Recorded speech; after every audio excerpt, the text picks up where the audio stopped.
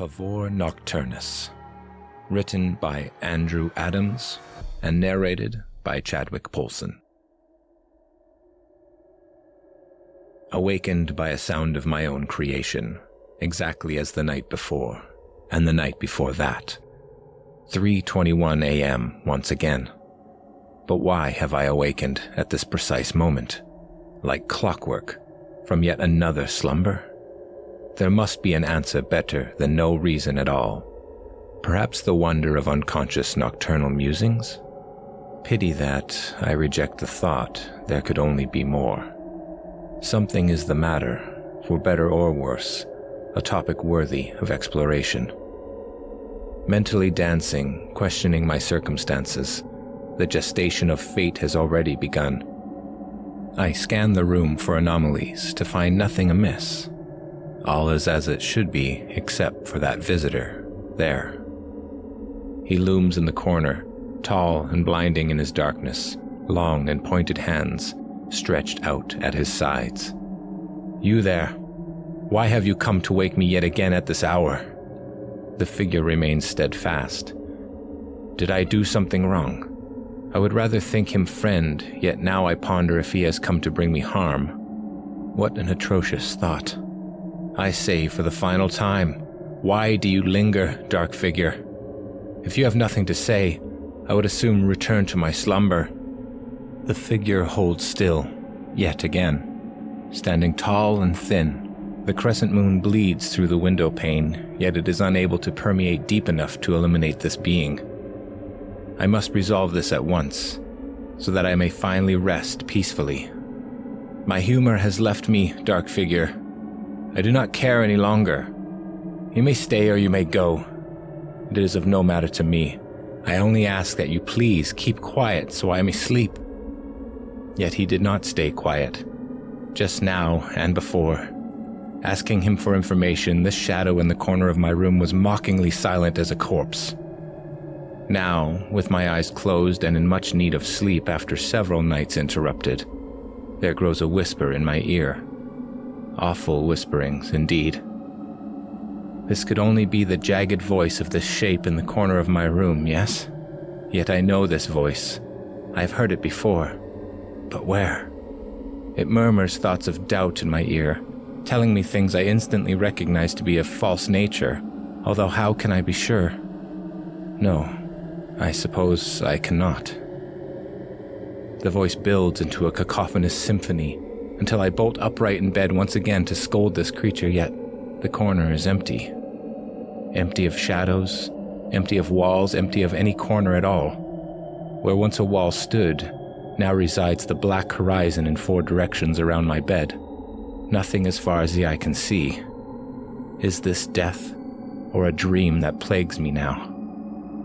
Waves of reflection grow increasingly larger until the walls rapidly snap back into place, growing closer and closer still. My ceiling, before with ample room between myself and it, now rests on the tip of my nose, both arms secured in place by their respective walls. Stifling air of an acrid nature surrounds me. I would shout out if I were able to, yet the air is unfit for consumption, and thus, all that can be heard is a modest gasp. My chest and the lungs within, so reliable for so many years, now fail me in my time of greatest need, which is to say the present moment. Cinder blocks depress my ribcage downward into the bed, and further onward still, leaving me extraordinarily uncomfortable with an increasing knock below my throat. Is that my heart, beating harder than it has ever been asked to before? The rhythm between contractions grows shorter as the pounding grows harder. Harder, harder. Each successive beat could be the last, giving the impression that it could pump hard enough to split in 2. The pounding has grown so forceful, it compels my body to expel a breath of air that is no longer there. My goodness. Complete and utter darkness. Hard walls surrounding me in every direction, now including underneath where my warm and cozy bed kept me safe until the moment of 3:21. This must be the final resting place, my very own coffin. I do not like it. I do not like it at all. If only I could fight, break through this paralyzing prison, yet the pesky cinder block on my chest pins me still. Surely I do not deserve this. Certainly, my many faults notwithstanding, I deserve at least better than what lies in wait. No, I cannot accept this fate. I must resist. I must struggle in any manner at my disposal. The stench of stale, cryptic air floods my senses. This is it. A decidedly uneventful ending for an unassuming man, choked to death by nothing in his bed. I deduce somehow, some way, this must be my fault, for whatever I did or did not do. Tingles crawl inward from my extremities to my core, bringing with them a colliginous chill. This shall be my final bow, the traitorous and treacherous entity lurking in the shadows. That must have been a cloak I saw, the flowing and tattered black cloak of death. My lungs forcefully fill with air in a long, drawn-out breath, creating both a whistling and a rumbling noise simultaneously. Now replete with oxygen, the just recently vacuous chest cavity is sealed and ready to burst at a moment's notice. The lump in my throat, froggy in nature, has a heartbeat of its own, syncopating with the timing of one beneath my ribs. There must be great external pressure on my neck to prevent exhalation, yet to my horror, it is but my own hands grasping the throat they would know to be theirs. Paralysis pins me in the most unfortunate position.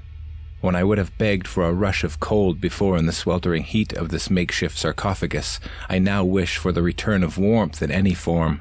My face could only be blue at this juncture, and it is assuredly throbbing. My neck, cold to the touch, even beneath the clutch of two frosty hands immobilized by early onset rigor mortis. What a sight to see from this vantage point, floating above the body which once was mine and staring down at it, choking itself. I ask yet another time, surely there must be a purpose. I can conjure dozens of different reasons for these events to be taking place, with each one simultaneously absurd and also a very real possibility. As I arrive at the pinnacle of what I thought to be possible, the apex of human suffering, the pressure valve falters and opens to its fullest capacity. My lungs deflate, yet again, presenting a quandary I continue to have no answer for. I find myself able to breathe freely now, something I will not take for granted ever again. Oh, how delightful a moment to free oneself of the Reaper's grasp. Yes, indeed. Yet, why am I free? And why did this come to darken my evening even further? How I long for sleep. The peaceful and harmonious enthrallment of hibernation. Giving one final authoritative squeeze, the wooden walls that have been pressing into me from all sides suddenly retreat in their respective directions, now resembling the catacombs of a tomb more than a coffin. My ceiling, now back where it began early on this night, features a small white dot in the center. Might it be a star? No. Stars should not typically move, and certainly not towards me. This mysterious white dot grows in my line of sight, now slightly resembling an egg. Closer, closer. It is an eye? A rather large eye, in fact, nearly half the size of the ceiling, and identical to one of my own. This giant eye, unblinking and unwavering, stares into me with relentless fervor. My thoughts, my fears, everything I ever wanted lay bare before it. The potential of all I could ever be or fail to be, now awaiting judgment from a massive eyeball at 3-something in the morning. Hope is draining by the second.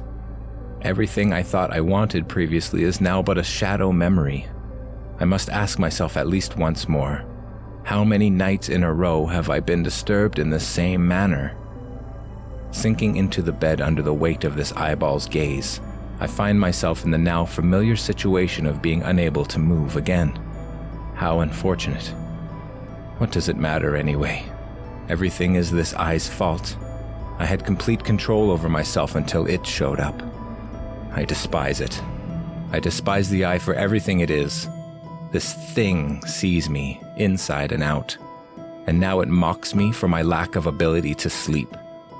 Yet, why should I even sleep at this juncture? Feeling empty inside, lacking hope, hating everything around me, and constantly questioning myself. What exactly is it I hope to escape from? Caring about, well, anything at all now suddenly feels like a Herculean task, unbefitting for the sleep-deprived. So be it. All of it. If this morning's display is death's talent show, then be that as it may, I care not. This room, the creature, this bothersome eyeball, none are any more significant to me than a spider underneath my bed. Good night, I hope you attained what you came to achieve, although I have nothing left to give you after you have taken what little remained of my night. The sun must be very nearly rising now, and I have laid here awake for hours once again. Be gone with you.